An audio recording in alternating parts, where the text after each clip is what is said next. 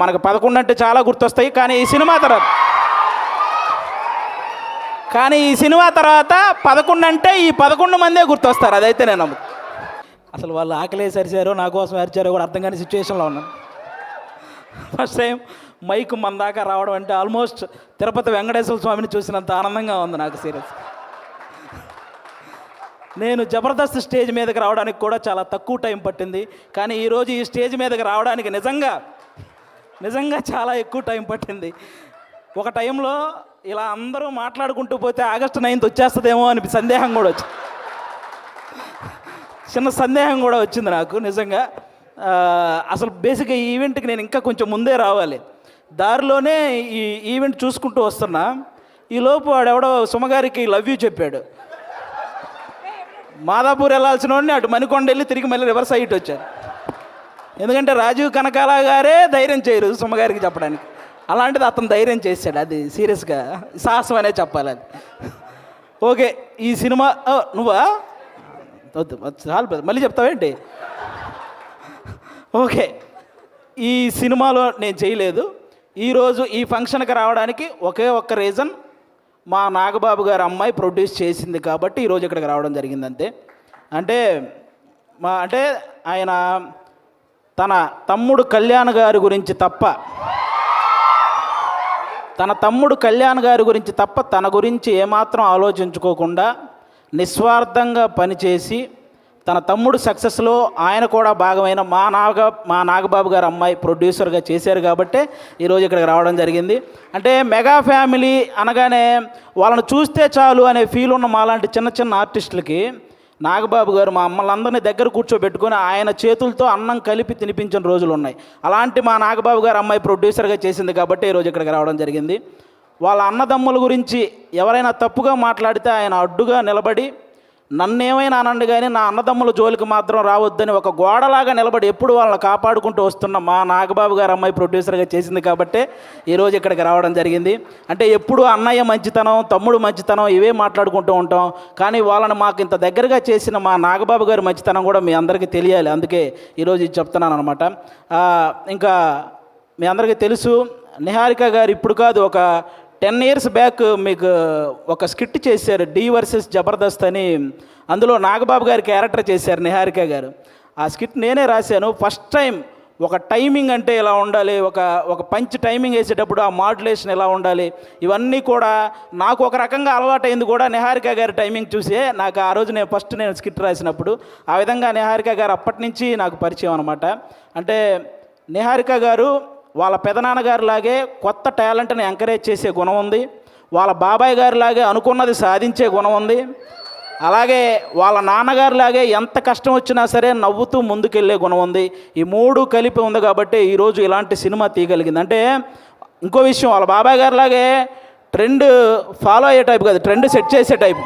అందుకే 11 మంది హీరోలను పెట్టి ఒక సినిమా అంటే ఖచ్చితంగా ట్రెండ్ సెట్ చేసినట్టే. అవునా?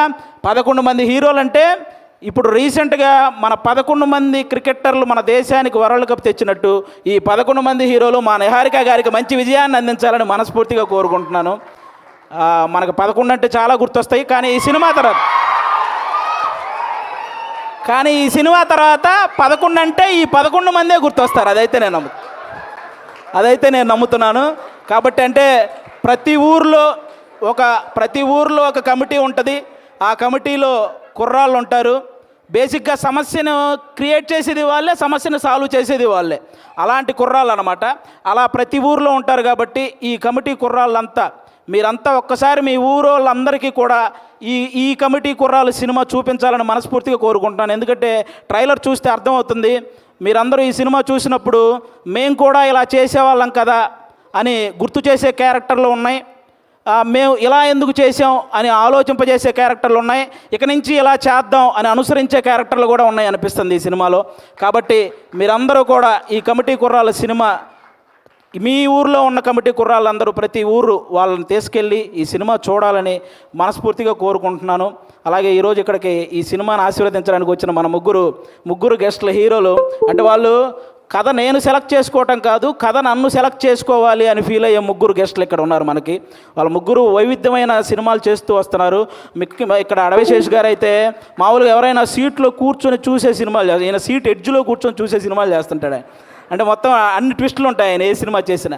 ఆయన ఇండస్ట్రీకి వచ్చినప్పుడు కొత్తలో ఆయన నేర్చుకుంది ఏంటంటే నా బాడీ లాంగ్వేజ్ ఎలాంటి సినిమాలు చేయకూడదో తెలుసుకున్నాడు ఫస్ట్ ఆయన. ఆ తర్వాత ఆయన చేసిన సినిమాలన్నీ ఎలాంటి ట్రెండ్ సృష్టించాయో మీ అందరికీ తెలుసు. అక్షానం కానీ, గూఢాచారి, ఎవరు, మేజర్, ఇలా చెప్పుకుంటూ పోతే అన్నీ అంటే ఆయన సినిమాలకు ఒక సపరేట్ ఫ్యాన్ బేస్ ఉంది. ఇంకా మా సాయి ధర్మ తేజ్ గారు మామూలుగా ఎవరైనా పేరులో ఇంటి పేరు పెట్టుకుంటారు, కొంతమంది క్యాస్ట్ పేరు పెట్టుకుంటారు, కొంతమంది నాన్నగారి పేరు పెట్టుకుంటారు. కానీ ఫస్ట్ టైం పేరులో అమ్మగారి పేరు పెట్టుకొని ప్రతి ఒక్కరూ వాళ్ళ అమ్మని అంతలా గౌరవించాలి అని మనందరికీ ఒక సంకేతాన్ని ఇచ్చినటువంటి హీరో మన సాయి ధర్మ తేజ్ గారు. అంతేకాదు రీసెంట్గా ఒక ఓల్డ్ ఆర్టిస్ట్ మన పావలా శ్యామల గారు ఇబ్బందుల్లో ఉంటే ఆవిడకి 5 లక్షల సహాయం చేశారు మన సాయి ధర్మ తేజ్ గారు. అంటే సంపాదించే శక్తి దేవుడు అందరికీ ఇస్తాడు, కానీ సహాయం చేసే మనసు కొంతమందికే ఇస్తాడు. అందులో మన సాయి ధర్మ తేజ్ గారు కూడా ఉండడం నిజంగా మనందరి అదృష్టం. అంతేకాకుండా రీసెంట్గానే అంటే తండ్రికి కూతురికి కూడా తప్పుడు సంకేతాలు చూపిస్తూ చేసిన ఒక వీడియో మీద మొట్టమొదట స్పందించిన హీరో మన సాయి ధర్మ తేజ్. ఈరోజు సోషల్ మీడియాలో ఈ అమ్మల్ని తిట్టేవాళ్ళు, అక్కల్ని తిట్టేవాళ్ళు తగ్గుతూ వస్తున్నారంటే దానికి రీజన్ మన సాయి ధర్మ తేజ్ గారు తీసుకున్న ఆ రోజు డెసిషన్ అనమాట. అలా ఆ సాయి ధర్మ తేజ్ గారు కానీ ఇంకా మా వరుణ్ తేజ్ గారు, మా నాగబాబు గారు అబ్బాయి. అంటే నేను తొలి ప్రేమ సినిమా ఫస్ట్ నాకు తొలి ప్రేమ సినిమా ద్వారానే సినిమాల్లో ఒక సక్సెస్ వచ్చింది. అది తీసిన డైరెక్టర్ కూడా ఇక్కడే ఉన్నారు, వెంకీ అట్లూరి గారు. అంటే ఆయన కూడా మెగా ఫ్యామిలీ నుంచి వచ్చిన ఒక హీరో అన్న గర్వం ఎక్కడా ఉండదు మా వరుణ్ తేజ్ గారికి. చిరంజీవి గారు లాగే వైవిధ్యమైన కథలను ఎంచుకుంటూ వెళ్తుంటారు. అంటే అప్పట్లో చిరంజీవి గారు రుద్రవీణ చేశారు, గ్యాంగ్ లీడర్ లాంటి సినిమా చేశారు, అలాగే చంటబ్బాయి లాంటి కామెడీ సినిమా చేశారు, ఆపద్బాంధవ్ లాంటి ఒక ప్రయోగమైన సినిమా చేశారు.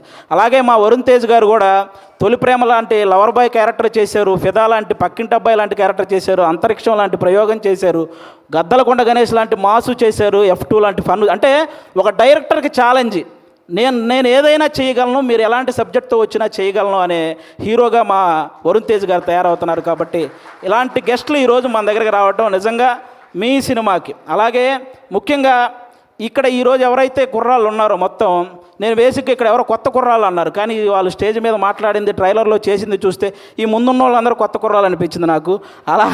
అలా మాట్లాడుతున్నారనమాట. కానీ అస్సలు సినిమా ఎక్స్పీరియన్స్ లేని ఈ టాలెంటెడ్ కుర్రాళ్ళకి సినిమా మాత్రమే ఎక్స్పీరియన్స్ ఉన్న సాయి కుమార్ గారితో కలిసి చేయటం మీ అందరూ అదృష్టం నిజంగా.